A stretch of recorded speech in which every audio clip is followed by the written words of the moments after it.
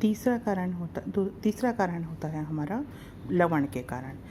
लवण कहते हैं, जैसे मान लीजिए रेगिस्तान है, रेगिस्तान में हम क्या कर रहे हैं, सिंचाई दे रहे हैं नहरों के द्वारा ताकि वहाँ उपज हो सके, लेकिन इसके कारण रेगिस्तान में जो रेत है, उस रेत के नीचे वाले रहने वाले लवण, पानी जब बहता है तो नीचे से क्या होते हैं, वो ऊपर आते हैं, और जब ऊपर आ जाते हैं, मिट्टी के ऊपरी सतह पर आ जाते हैं, तो वो भूमि की फसल को या पानी सोखने की क्षमता को क्या करते हैं, प्रभावित करते हैं और मिट्टी को निम्न करते हैं।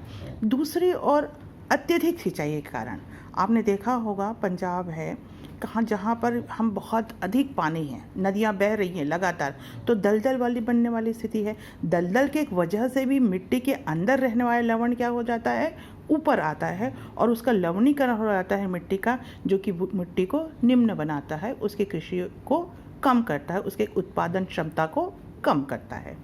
चौथा है अत्यधिक चराई। अब इसको समझिए, अत्यधिक, बहुत अधिक चराई, चराया जाना। किसी भी क्षेत्र की एक क्षमता होती है।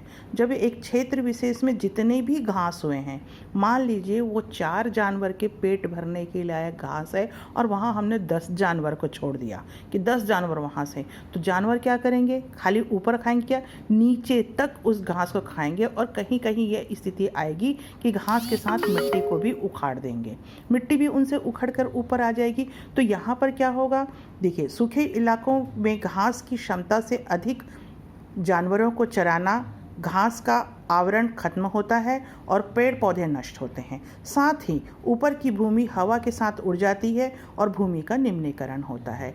ये आपको समझ में आ रहा है।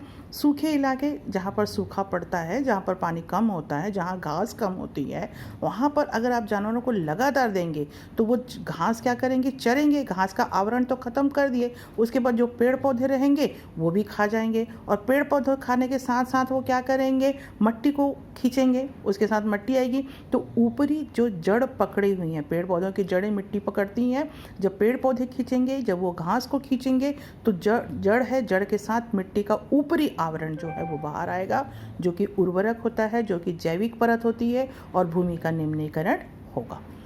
5वां कारण है ओपन कास्ट उत्खनन। ओपन कास्ट उत्खनन आपने अगर कहीं देखा होगा, कोयला या कोई खनिज, खदान जिसको कहते हैं, खदान से जहाँ खुले में हम निकालते हैं, है ना, तो जब खनिज के उत्खनन के लिए, जब खनिज निकालने के लिए मिट्टी की ऊपरी परत को, मिट्टी को ऊपर को हटा दिया जाता है और उसके बाद ज़मीन को खोदा जाता है। तो जब ज़मीन को खोद के खनिज निकालते हैं तो क्या होता है, वहाँ पर गड्ढे हो जाते हैं। गड्ढे पूरी तरीके से भरे नहीं जाते, उनका मलबा बाहर होता है, तो उस क्षेत्र विशेष का मलबा बाहर आपने निकाल दिया, आपने गड्ढा कर दिया, तो भूमि क्या हो गई, वहाँ की निम्न हो गई, वो किसी उपज के लायक नहीं रह गई। तो खनिज उत्खनन के लिए मिट्टी की ऊपरी परत को हटाकर ज़मीन खोदकर खनिज निकाला जाता है, वहाँ गड्ढा या मलबा वैसे ही छोड़ दिया जाता है, जो भूमि के निम्नीकरण का कारण बनता है। उसके बाद हम देखते हैं 6वां कारण है औद्योगिक कारण, उद्योगों के कारण। अब कैसे उद्योग, जब हम सीमेंट बनाते हैं तो सीमेंट में चूना पत्थर का उपयोग होता है। आपने घर बनाने के समय चूना देखा है कितना भुरभुरा बारीक होता है, इवन जब हम बोरे से बाल्टी में भिंगाने के लिए डालते हैं तो भी बहुत उड़ता है। तो सीमेंट उद्योग में किसका उपयोग होता है, चूना पत्थर का।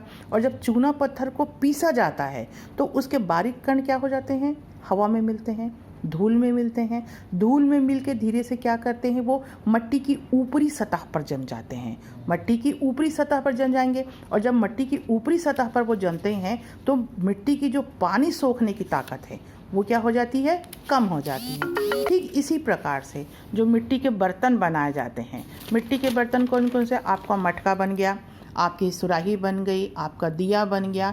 इनको बनाने के लिए जब मिट्टी का उपयोग किया जाता है तो खड़िया मिट्टी उपयोग की जाती है और सेल खड़ी।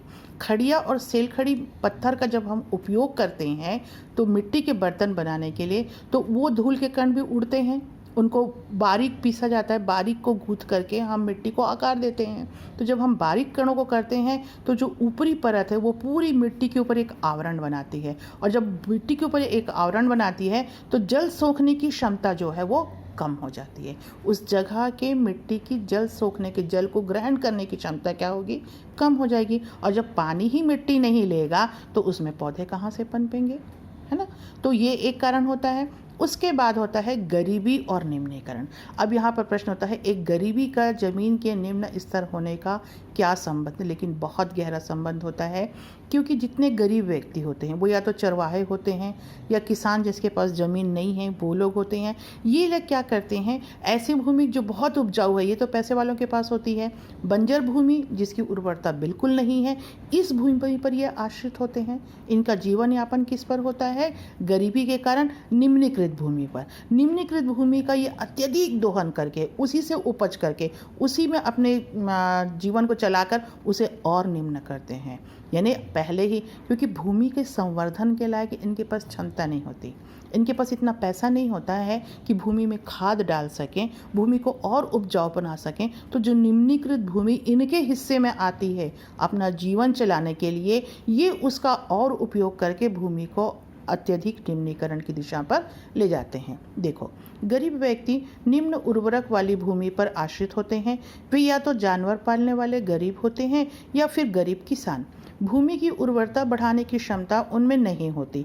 वे जीवन जीने के लिए कम उर्वरक वाली भूमि का या निम्नीकृत भूमि का उपयोग करते हैं, जिससे वह भूमि और निम्न हो जाती है। वे गरीबी के कारण भूमि के संवर्धन का कोई भी उपाय नहीं कर पाते। भूमि के संवर्धन का, भूमि की उर्वरता को बढ़ाने का कोई भी उपाय नहीं कर पाते हैं, तो गरीबी की वजह से भूमि का निम्नीकरण और बढ़ता है। आइए हम भूमि के निम्नीकरण को एक बार फिर समझते हैं कि भूमि को वास्तव में निम्नीकरण किसे कहेंगे। भूमि की वह क्षमता, उत्पादन क्षमता जो क्षेत्र विशेष की धीरे धीरे कम होती है, वो कहलाती है भूमि का निम्नीकरण। तो भूमि के निम्नीकरण के कारण कौन कौन से? पहला, प्राकृतिक कारण, बाढ़ आदि की वजह से मिट्टी जो बहकर आती है, जो रेत आपके खेत के ऊपर जमा हो जाती है, जहाँ घास नहीं हो पाते, फसल नहीं हो पाते, वो हुआ प्राकृतिक कारण। दूसरा आता है मानवीय कारण, मनुष्यों के कारण। किस प्रकार से भूमि होती है, जैसे ढलवा भूमि है, सूखी भूमि है, आप वहाँ हल चलाते हैं तो भूमि की ऊपरी परत क्या हो जाती है? उड़ती है, हवा के साथ मिल जाती है, जैविक परत खत्म हो जाती है और भूमि का उर्वरक क्षमता कम हो जाती है, भूमि की उत्पादन क्षमता कम हो जाती है। तीसरा होता है लवण के कारण। जब आप रेगिस्तान में सिंचाई करते हैं या अत्यधिक सिंचाई के कारण दलदल वाली स्थिति पैदा हो जाती है, तो ज़मीन के अंदर रहने वाले लवण जो हैं वो ऊपर आते हैं और ऊपर आकर भूमि के उर्वरक क्षमता को, उत्पादन क्षमता को प्रभावित करते हैं और भूमि का निम्नीकरण होता है। अत्यधिक चराई, जहाँ पर सूखे क्षेत्र में जानवरों को चरने के लिए ज़रूरत से ज़्यादा छोड़ दिया जाए, जितनी की क्षमता है, जितनी क्षमता है उससे ज़्यादा छोड़ दिया जाए, तब उस स्थिति में क्या होगा? चराई हो जाती है बहुत ज़्यादा, पेड़ पौधे नष्ट हो जाते हैं, घास नष्ट हो जाते हैं और वैसी स्थिति में भूमि निम्नीकरण होती है। ओपन कास्ट उत्खनन अर्थात खनिज निकालने की, ज़मीन की ऊपरी परत को हटाकर खोदना, खनिज निकालना, बाद में गड्ढे को छोड़ देना और गड्ढे को छोड़ने के बाद में मलबे को छोड़ देना और उस कारण से भूमि का निम्नीकरण। फिर आते हैं औद्योगिकरण। औद्योगिकरण हमारे पास क्या है? सीमेंट उद्योग है, मिट्टी के बर्तन बनाने के उद्योग हैं, जिनके लिए हम चूने का उपयोग करते हैं, जिनके लिए हम मिट्टियों का उपयोग करते हैं और बारीक मिट्टी धूल के कण के साथ मिल करके क्या करती है? मिट्टी के ऊपर एक परत बनाती है और मिट्टी के ऊपर जब एक परत जम जाती है तो मिट्टी की पानी सोखने की क्षमता कम हो जाती है और उत्पादन क्षमता प्रभावित होती है। फिर आता है पांचवा, आपका चौथा, पांचवा, छठवां और सातवां कारण आता है गरीबी के कारण।